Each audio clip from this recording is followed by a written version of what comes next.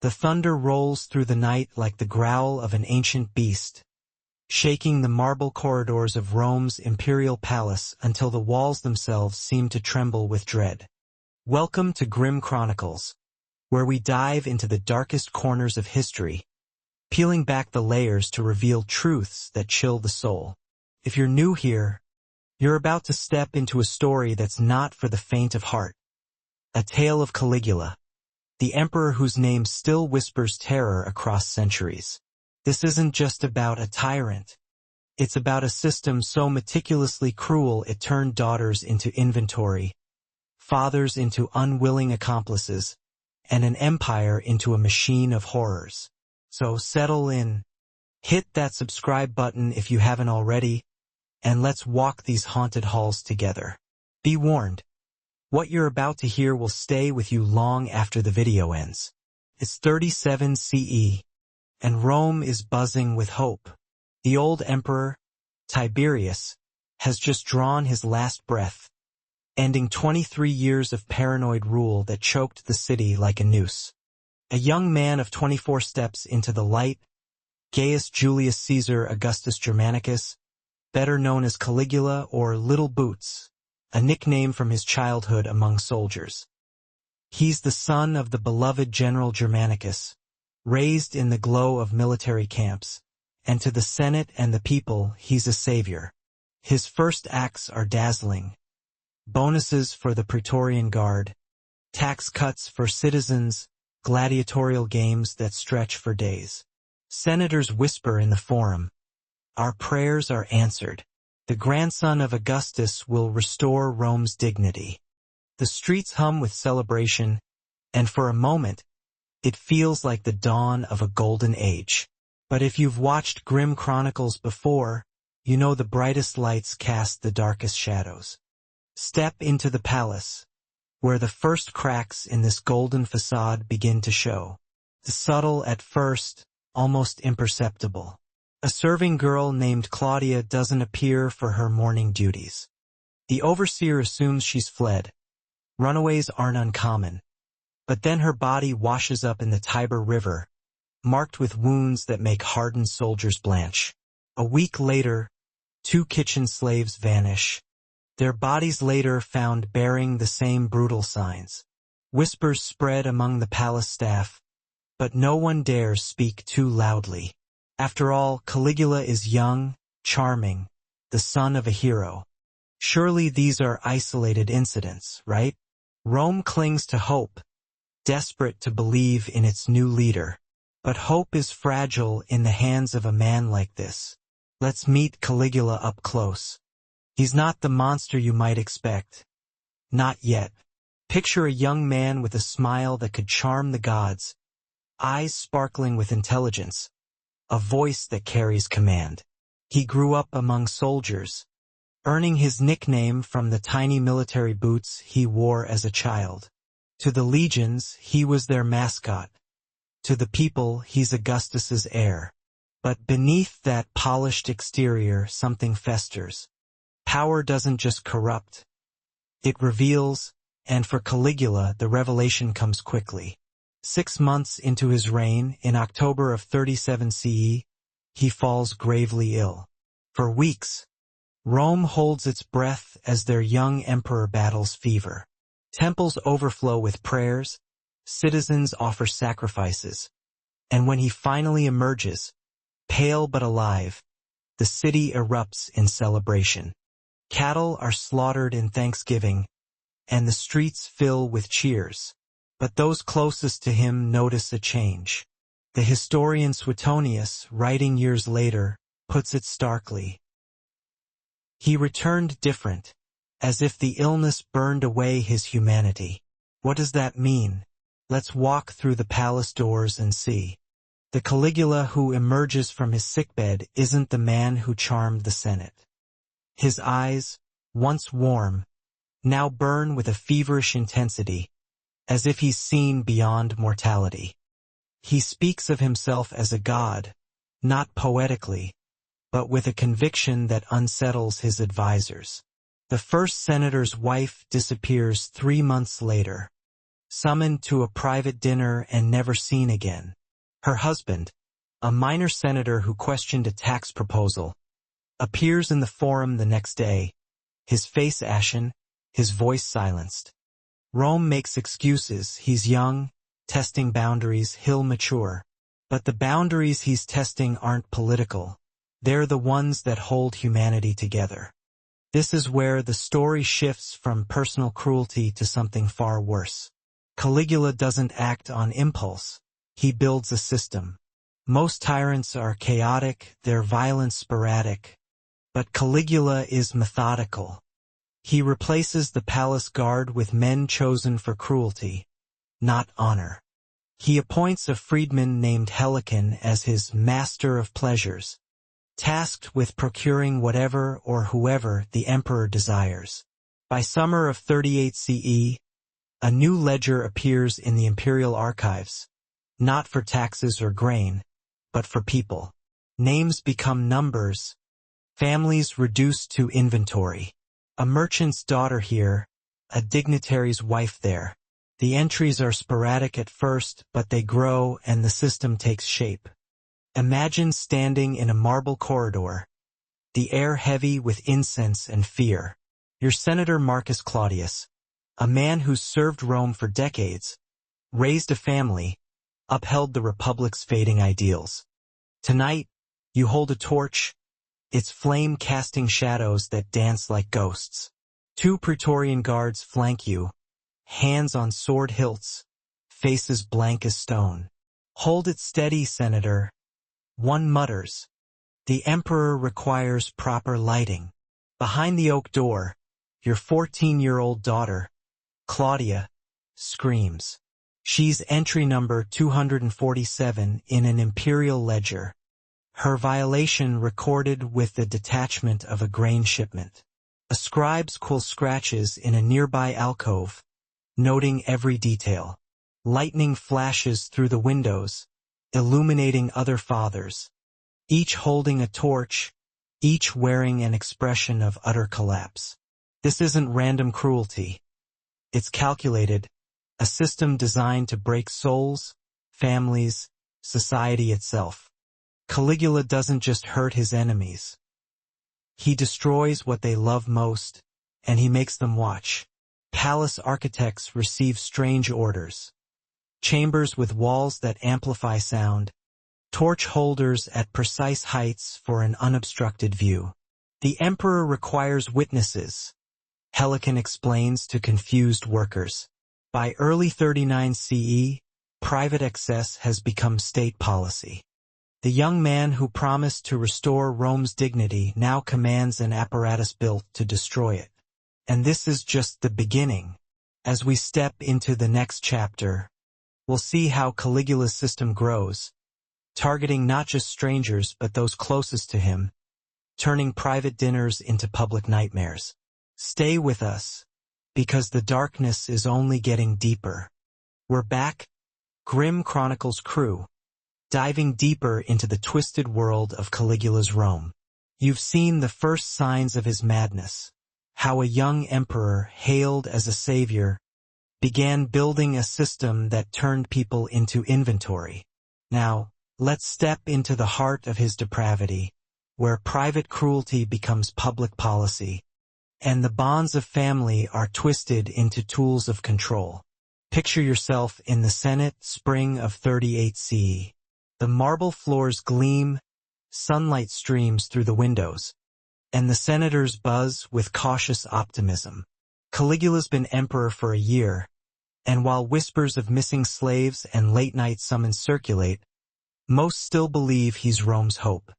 But there's a tension, a tightness in every chest, especially for men like you. Senator Gaius Brutus, a man with a wife, a daughter, a son, and a reputation for speaking your mind. That reputation is about to cost you everything. It begins with an invitation, not to a casual gathering, but to an imperial banquet, delivered on vellum sealed with the imperial eagle.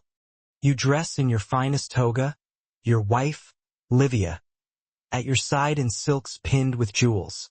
Your daughter, Julia, 16, stays home, a small mercy, but unease gnaws at you. The palace is a maze of opulence. Golden lamps, frescoes of gods, the scent of roasted peacock. But as you enter the dining hall, the air shifts. 50 guests, senators, their wives, merchants, where force smiles, their eyes darting nervously. Caligula reclines at the head, his purple toga catching the light, his smile too wide, his eyes too bright. "Welcome," he says, his voice smooth as oil. "Tonight, we celebrate Rome's divine future. The meal is lavish, wine from Gaul, figs from Syria, but the conversation is stilted, the laughter hollow. Halfway through, Caligula rises, gesturing to a side chamber. "Livia," he says, pointing to your wife, "join me for a private audience." The room goes silent, save for the crackle of oil lamps. Your heart drops. You want to protest, but the Praetorian guards shift, hands on swords. Livia rises, her face pale, and follows him. The other guests avoid your eyes, studying their plates. You hear the door close, then sounds, muffled but unmistakable. The chamber's acoustics, you'll learn, were designed to carry those cries to the dining hall, ensuring everyone knows what's happening. This isn't a one-off act. It's Caligula's new game, played with terrifying precision. His master of pleasures, Helicon, has a system to identify targets, wives and daughters of men who've crossed the emperor, whether through a vote or a stray comment. Livia's name is added to the ledgers tonight. Item 189, Livia Brutus, 32, wife of Senator Gaius Brutus. Acquisition date, Ides of Aprilis. Purpose, imperial service. The scribes write with the detachment of tax records, but the reality is a woman's life shattered. The ledgers we mentioned last time are growing, filled with names turned into numbers, each entry a transaction of horror. Let's step back and see how this system works, because it's not just about Caligula's whims, it's about control. He targets the untouchable. Senators who oppose taxes, generals who question strategy, magistrates who rule against him. Their punishment isn't death. It's worse. He takes what they treasure most and forces them to witness its destruction. New chambers are built with walls that amplify sound, torch holders placed to ensure fathers like you see everything. Back at the banquet, the meal continues as if nothing's happened. Servants pour wine, musicians play, but Livia's cries cut through. When she returns, her eyes are empty, her silks disheveled. Caligula follows, adjusting his toga. "Adequate," he says. "Brutus, you should train her better." The room laughs because they must. You nod. Raise your cup to his virility, because your son and daughter's safety depends on it. Caligula's genius, if you can call it that, is making everyone complicit. Every senator who laughs, every wife who pretends normalcy, every scribe who writes, they're part of the machine. By 39 CE, the ledgers document 300 women and 300 boys, suggesting quotas, not random acts. A new tax, the vectigal ex capturis, turns violations into revenue, 2,000 denarii in early 39 CE, 15,000 by the third quarter. The emperor reviews these reports, demanding more efficiency, more victims. The ledgers, managed by accountant Sabinus, treat humans like grain. Item 201, Julia Marcella, 19, daughter of Senator Marcus Marcellus. Acquisition date, Calends of Martius.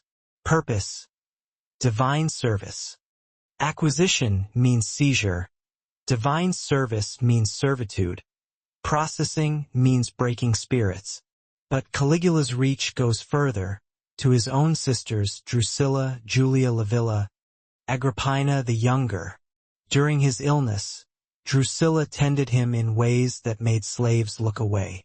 After recovery, he declared her divine, moved her to wifely quarters, and sent her husband to a distant province. At banquets, she sits beside him, her face empty, while senators applaud to avoid treason. The other sisters know their turn is coming, part of rituals that mock Roman values. When Drusilla dies in 38 CE, possibly from poison or childbirth, Caligula's grief intensifies the abuse. Julia Livilla and Agrippina must embody her spirit, wearing her clothes, enduring her torment, their humiliation recorded as divine rites. This is Caligula's Rome, love weaponized, families shattered. As we move forward, we'll see how he turns a temple into a prison, where Rome's elite women are forced to serve under a sacred guise. The darkness deepens, so stay with us. Welcome back, Grim Chronicles crew, as we continue our descent into Caligula's Rome. You've seen how his cruelty became policy, how dinner parties turned into stages for psychological torture, and how his sisters became props in his perverse theater. Now we're stepping into the heart of his machine, a place called the Temple of Divine Service, a name that promises sanctity but delivers horror.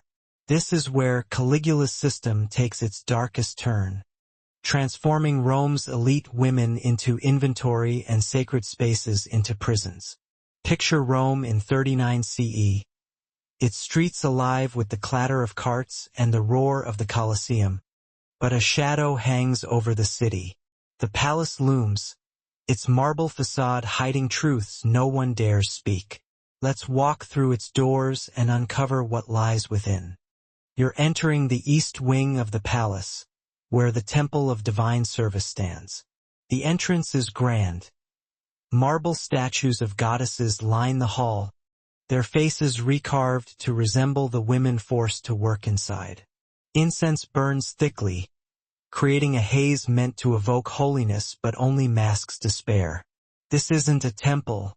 It's a center of exploitation, staffed by 40 women from senatorial or equestrian families, chosen because their husbands or fathers crossed Caligula. These women scored high in evaluations, those ledgers again, often for showing resistance, their spirit a challenge the emperor relishes breaking. The temple runs like a military operation, with schedules as precise as a legion's march. Men seeking favor, senators, merchants, generals, receive ivory tokens with times and chamber assignments. A eunuch attendant greets them, "Welcome to the goddess's service. Your offering awaits in chamber 12.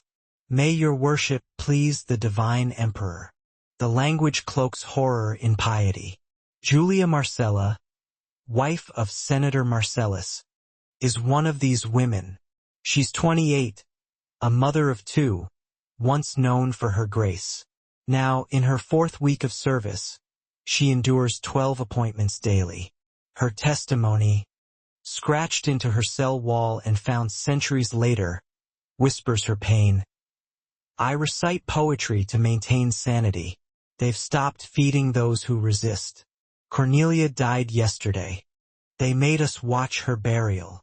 The pricing is corporate, 500 denarii for a premium appointment, 200 for standard, with volume discounts for frequent visitors. Every visit is documented in duplicate, reports detailing performance. Service adequate but worker showed insufficient enthusiasm. Recommend additional motivation." These records, found in palace ruins, are blackmail, ensuring participants' silence. The temple generates 50,000 denarii monthly, more than some provincial treasuries, and Caligula reviews the earnings, demanding more. The true cruelty is who manages this place.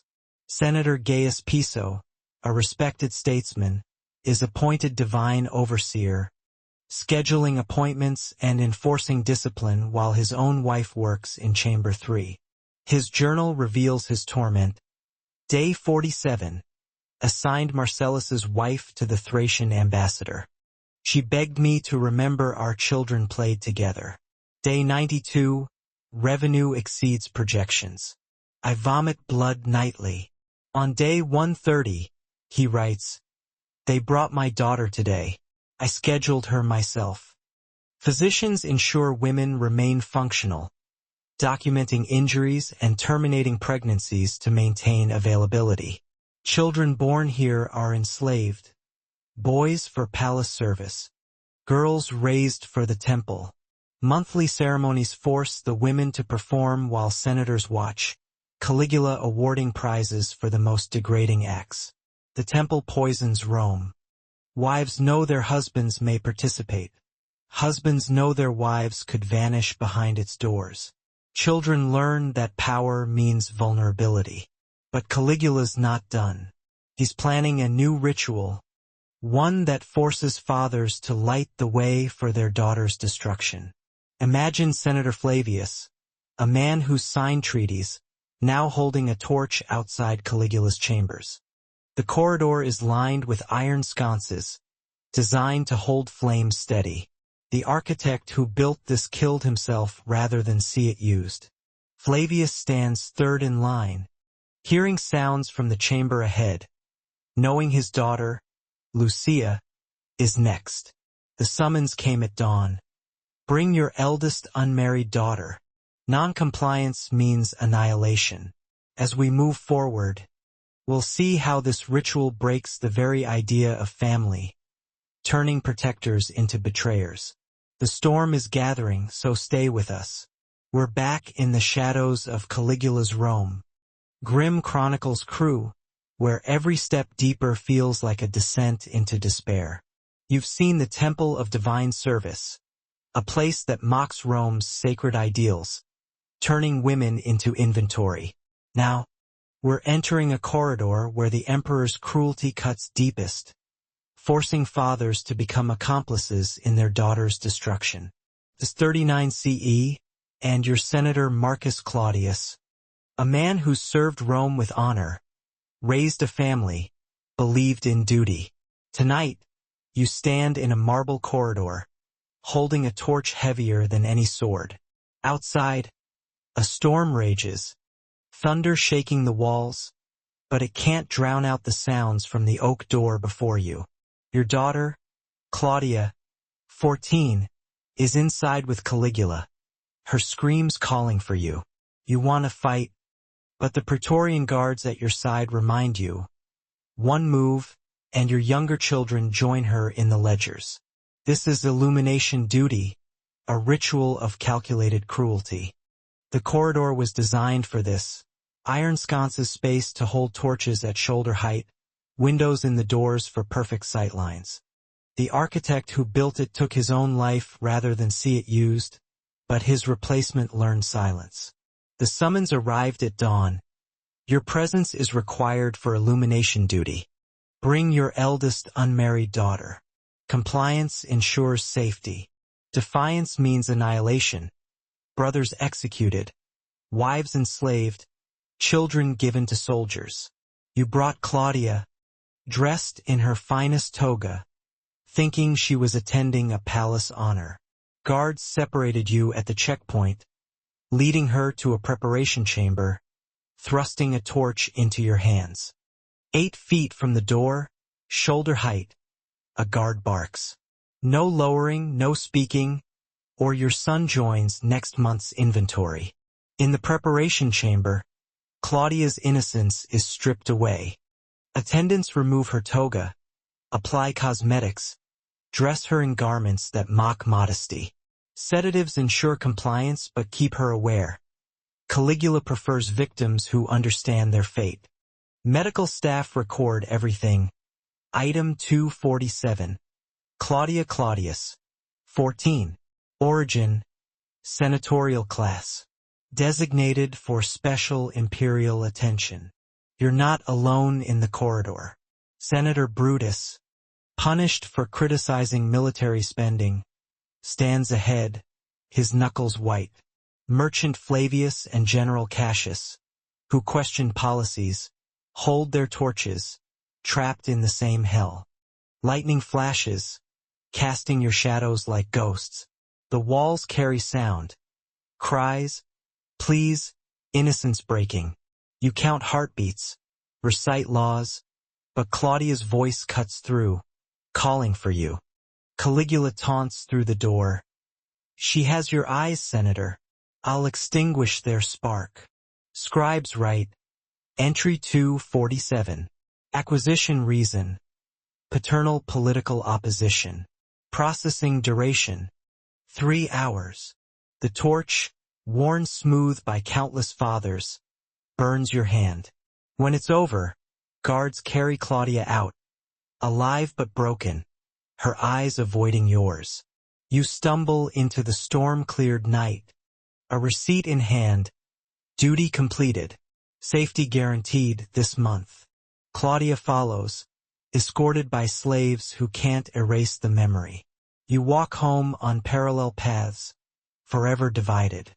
The torchbearers form a silent brotherhood, their glances in the forum heavy with shame. Some drink themselves to death, others fall on swords. Quintus Maximus's graffiti cries, "We are the damned who breathe, the dead who walk." Caligula's not done. He's turning to the children, starting a breeding program to create more victims. Your Julia Tertia, 19, on a stone table in the palace basement. Dr. Lucius Scriptor, once a healer, evaluates you, subject 142. Excellent specimen. Recommend breeding protocols. The program, begun in late 39 CE, treats women as production facilities. Forced pairings in clinical chambers observed by physicians produce children enslaved from birth, boys for military training, girls for the temple. Maria Claudia's journal, hidden in wall cracks, whispers, "Third assignment today. I recite poetry to be elsewhere." The ledgers track it all with mortality rates at 40%. Women who resist face force-feeding or drugs. This is Caligula's vision, a self-sustaining empire of horror. As we move forward, we'll see how he transforms boys into something unrecognizable, stripping away childhood itself. The nightmare grows, so stay with us. Hey, Grim Chronicles fans, we're plunging deeper into Caligula's Rome, where the horrors keep stacking like stones in a crumbling empire. You've seen the torchbearers, fathers forced to light their daughters' torment, and the breeding program that turned women into vessels. Now, we're stepping into a chamber where Caligula's cruelty reaches the youngest, transforming boys into shadows of themselves, stripping away their identities and childhoods. To 39 CE, and your Marcus Quintus, 12 years old, studying rhetoric in your family's villa, dreaming of the Senate. Your father criticized the emperor's grain distributions, a small defiance that seals your fate. Guards seize you at dawn, dragging you to the palace. By nightfall, you're in the transformation chamber, a place of mirrors that force you to watch your own erasure. The North Wing's transformation chamber is a nightmare of precision. Mirrors line every wall, reflecting your fear as cosmetic specialists work with mechanical efficiency. Your toga, a symbol of Roman manhood, is burned before your eyes. You're bathed in perfumed oils, marking you as palace property, then dressed in silks that emphasize a femininity you don't have. Hairdressers weave flowers into your locks. Hold still, snaps Tyro, the eunuch overseer. The emperor expects perfection. Resistance brings starvation or worse, so you learn compliance is survival. This isn't humiliation, it's erasure. Caligula's collection of 300 male attendants, boys aged 10 to 15, are turned into cupbearers, entertainers, or objects of his attention. You learn to walk with a swaying grace, speak in a higher register, dance to please viewers, each step a betrayal of the boy you were. Gaius Maximus, 13, scratches into his dormitory wall. Day 23. They made me perform for father's enemies in mother's jewelry. Tomorrow I serve wine. I pray for poison. His words, found centuries later, scream of lost childhood. Weekly presentations display you on platforms like merchandise. Senators and merchants evaluate you. Lot 17. Now Flora, age 12. Skilled in dance. Fee, 1,000 denarii. The ledgers strip your humanity. Some boys dissociate, creating alternate selves. Others find protection through a single patron, a lesser evil. The dormitories are twisted schools, teaching cosmetics and comportment, punishing masculinity. Medical exams check for suitability, their records clinical. Subject 89, renamed Lily, age 12. Recommended for banquet duties. Your father, Senator Claudius, sees you serving wine in transparent silk. I didn't recognize him until he spilled wine. My warrior son, reduced to decoration. Names like Marcus are replaced with Flora or Lily, eroding identity until some forget who they were.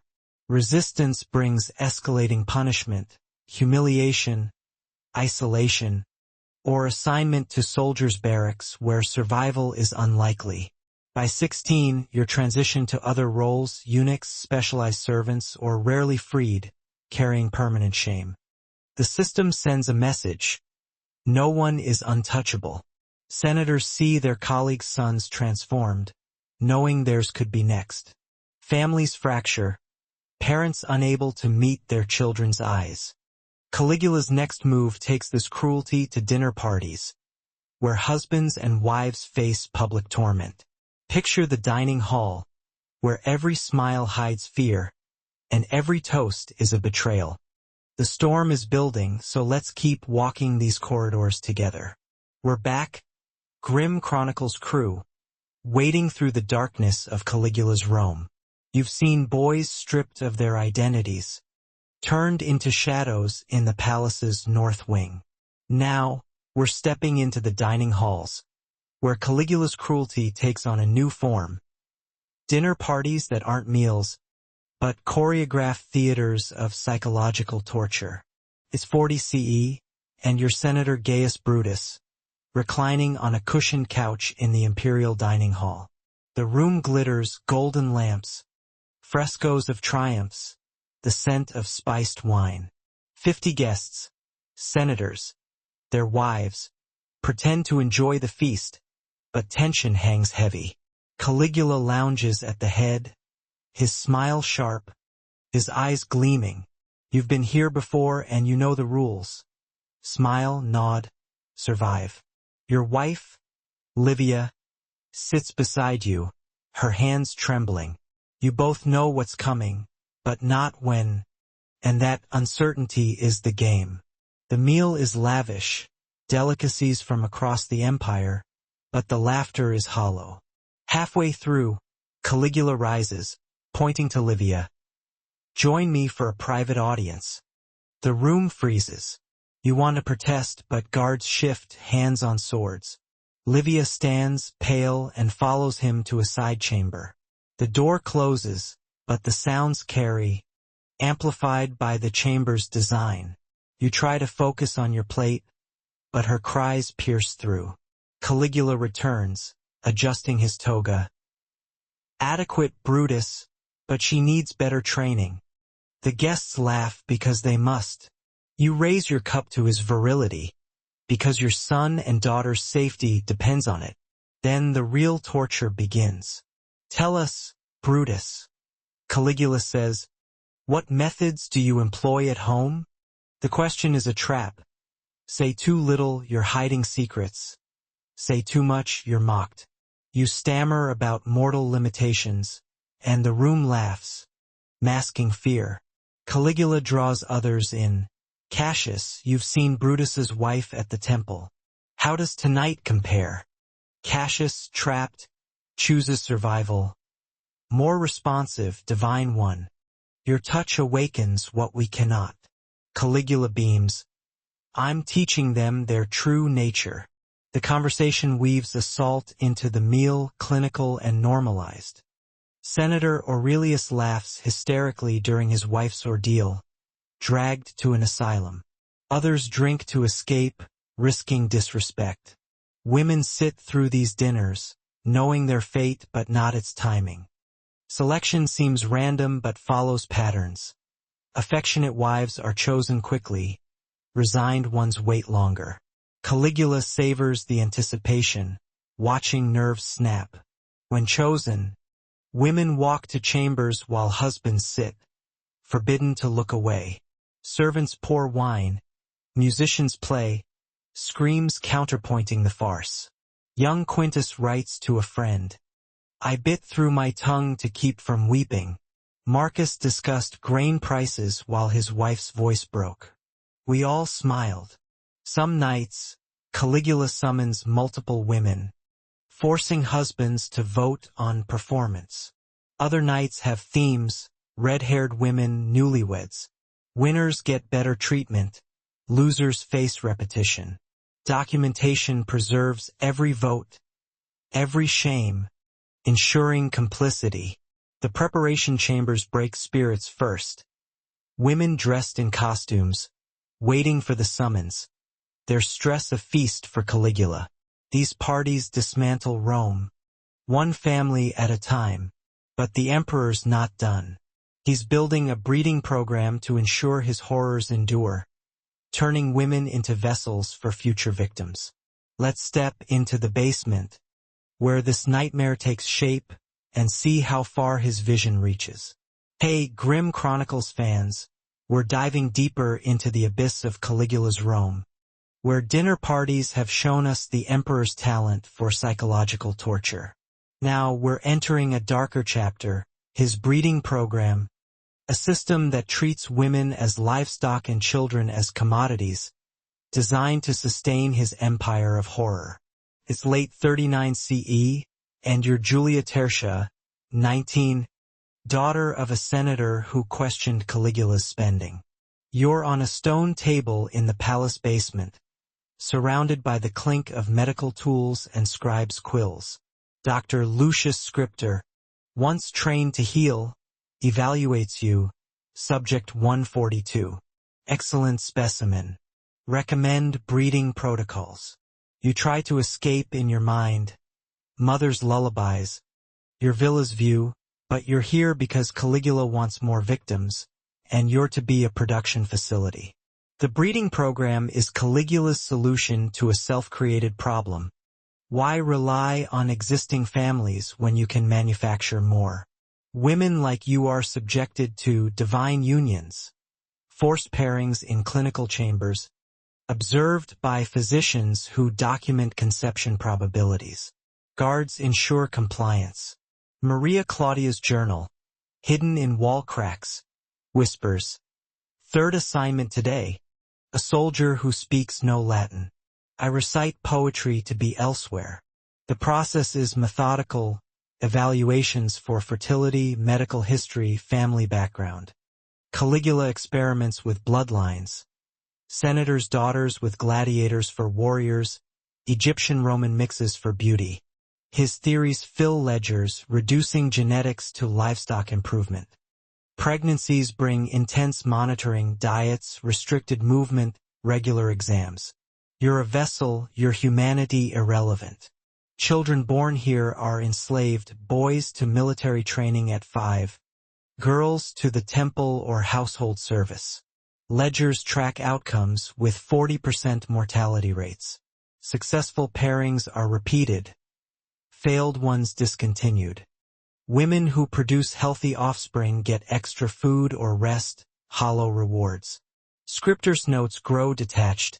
Subject 89 produced 4 offspring. Continue breeding despite age. Subject 156 died in childbirth. Infant survived. Acceptable loss. Resistance is desperate. Herbal contraceptives. Starvation-induced miscarriages. But discovery means force-feeding or drugs to ensure compliance. Children are numbered at birth, unnamed until 5. Mothers rarely learn their fates, separated after weaning. The program expands with new examination rooms, nurseries for classified offspring, a factory of human manufacturing. This isn't just about victims, it's about breaking family itself. Mothers lose motherhood. Children never know love. Caligula's vision is a Rome where bonds are replaced by ledgers. But he's not stopping here. He's ensnaring everyone. Senators, guards, physicians, in a web of complicity, ensuring no one escapes clean. Picture Senator Gaius Piso, forced to oversee the temple while his wife and daughter suffer inside. The system's reach is total, and as we move forward, we'll see how it traps even the highest in its net, making accomplices of all. The darkness is spreading, so let's keep going. We're back, Grim Chronicles crew, in the heart of Caligula's Rome, where the breeding program showed us a tyrant's vision for a self-sustaining empire of horror. Now, we're looking at how Caligula ensnared everyone. Senators, merchants, guards, physicians, in a web of complicity, ensuring no one could escape his stain. It's 40 CE, and your Senator Gaius Piso, a respected statesman standing in the temple of divine service, not as a visitor, but as its overseer. Caligula appointed you to schedule appointments, enforce discipline, and meet revenue targets of 50,000 denarii monthly. Your wife works in Chamber 3. Your daughter was just added to the roster. Your journal captures your descent. Day 47. Assigned Marcellus's wife to the Thracian ambassador. She begged me to remember our children. Day 130. They brought my daughter. I scheduled her myself. The ink trembles, stained with your nightly blood.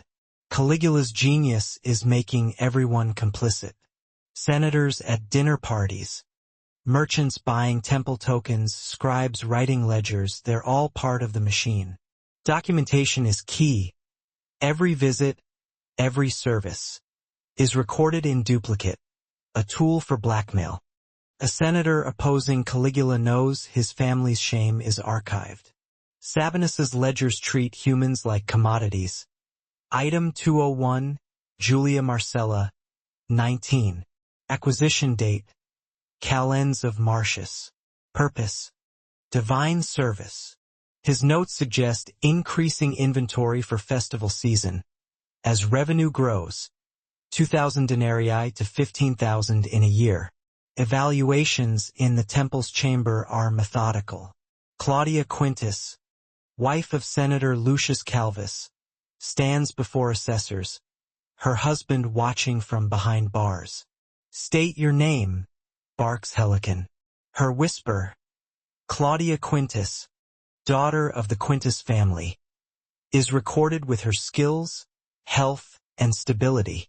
Defiance, like Livia Secundus's, brings screams from an adjoining chamber, a lesson for others. Men face worse choices. Torchbearers like Senator Flavius hold flames for their daughter's torment, but some are offered deals. Hold the torch 2 hours or join her inside. The psychological torture breaks protectors, leaving families fractured. The torchbearer's brotherhood passes in the forum with silent shame. Quintus Maximus's graffiti mourns. We are the damned who breathe. Even the Praetorian Guard enforcing Caligula's will, no disobedience means joining the ledgers. Physicians document injuries with detachment, ensuring the system's efficiency. Everyone, from slaves to senators, is trapped, their humanity eroded by necessity. Caligula's Rome is a place where survival demands betrayal. This web leads to a single night, a moment that crystallizes the horror. Senator Marcus Claudius, who spoke against attacks, stands with a torch, his daughter Claudia inside with Caligula. The storm outside mirrors the one within, and as we step into this night, we'll see the system's full power, breaking a father, a daughter, and Rome itself. The thunder is peaking, so let's face it together. Hey, Grim Chronicles crew, we're nearing the climax of Caligula's nightmare. You've seen his system ensnare everyone, from senators to slaves, in a machine of complicity. Now we're focusing on one night in 40 CE, a moment that captures the heart of his cruelty. A father, a torch, a daughter, and a system that makes love a liability. Your senator Marcus Claudius, a man of honor who spoke against Caligula's prostitution tax in the Senate. Your eloquence marked you for destruction. At sunset, a messenger delivers the summons. Your presence is required for illumination duty. Bring your eldest unmarried daughter. Your daughter, Claudia, 14, dresses in her finest toga, thinking it's a palace honor. You know the truth but can't speak it. The palace hums with the storm outside, thunder shaking the marble corridors. You hold Claudia's trembling hand as guards separate you at a checkpoint, leading her to a preparation chamber, thrusting a torch into your hands. 8 feet from the door, shoulder height, a guard barks. No lowering, no speaking, or your son joins the inventory. You beg. She's only 14. Take me. The reply is cold. The daughter for your education. In the preparation chamber, Claudia's toga is replaced with garments that mock modesty, sedatives keeping her aware but compliant. Her eyes search for you, filled with terror. You stand with other fathers, Brutus, Flavius, Cassius, all punished for defiance, their torches casting ghostly shadows. The chamber door's window reveals everything, the walls amplifying Claudia's cries. Caligula taunts. She has your eyes, Senator. I'll extinguish their spark. Scribes write, Entry 247, Claudia Claudius, 14. Acquisition reason, paternal opposition. Processing, 3 hours. You count heartbeats, recite poetry. But her voice breaks through, calling for you. Lightning flashes, your reflection in the marble a broken man. The guard yawns, bored by routine. When it's over, Claudia is carried out, alive but transformed, her eyes avoiding yours. A receipt reads, Duty completed, safety guaranteed this month.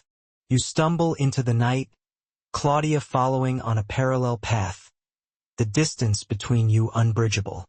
This night is Caligula's masterpiece, breaking a family and Rome's ideals. Claudia survives, marries, bears children, but thunderstorms freeze her, her daughters unaware of her pain. You return to the Senate, silenced, voting as directed. The ledgers remain. Number 247, processing complete. Recommend quarterly sessions. This moment shows the system's power, turning protectors into betrayers. But Caligula's reign can't last forever. As we reach the end, we'll see how it collapses and what it leaves behind. A warning etched in stone and shame. The storm is breaking, so let's finish this together. Hey, Grim Chronicles family, we've reached the end of our journey through Caligula's Rome. A tale that's taken us through corridors of horror, where a single night showed us the depths of a tyrant's power. You've walked with us through a palace-turned prison, seen families shattered, and watched an empire's ideals crumble. Now, it's January 24th, 41 CE, and the palace is quieter than usual. The storm from that night with Marcus Claudius and his daughter has faded, but the air remains heavy with broken lives. Caligula, 28, is at his peak, but his madness threatens even his Praetorian Guard. They find him hiding behind a curtain, his purple toga crumpled, begging for mercy he never showed. The assassination is swift. A few stabs, and the god bleeds out, ended not by moral outrage but by self-preservation. Killing Caligula doesn't erase his system. The ledgers remain, filled with 300 women, 300 boys, families reduced to numbers. Torch holders in the corridors, worn smooth by desperate hands, stand as relics. Excavations uncover hidden chambers, restraints at precise heights, medical implements, scrolls of violations. These artifacts, found in modern times, are silent witnesses to a bureaucracy of evil. The palace ruins are more than stone. They're a warning about power meeting process. The damage lingers. Claudia, now a mother, freezes at thunderstorms, her children unaware of her trauma. Sons transformed in the palace grow into fractured men. Fathers like Marcus Claudius, who held torches, raise sons who learn power means humiliation, survival means compliance. The ledgers, partially recovered, haunt. Entry 247. Claudia Claudius. 14. Processing complete. Each line is a life destroyed. The temple of divine service is dismantled, but its stain persists. Senators who applauded, guards who enforced, physicians who documented, all carry the shame. Rome tries to rebuild, but its ideals are fractured, cynicism shaping its future. Caligula's genius was industrializing horror, turning assault into administration, victims into inventory. The torch holders remain, monuments to parents who learned love isn't enough. Visitors to the ruins feel unease, perhaps the echo of documented pain, of torches burning in unseen spectrums. This is why we tell these stories, not to shock, but to warn. Caligula's Rome shows what happens when evil adopts efficiency, when madness meets method. The ledgers teach us horror hides in lists, atrocity in procedure. The lesson endures. The most dangerous tyrants turn sickness into systems, victims into statistics. Entry 247 was a daughter, a child who called for her father while he held the torch steady. The ruins whisper across centuries. When power meets process, it breaks humanity's bonds. Thank you for joining us on this dark journey.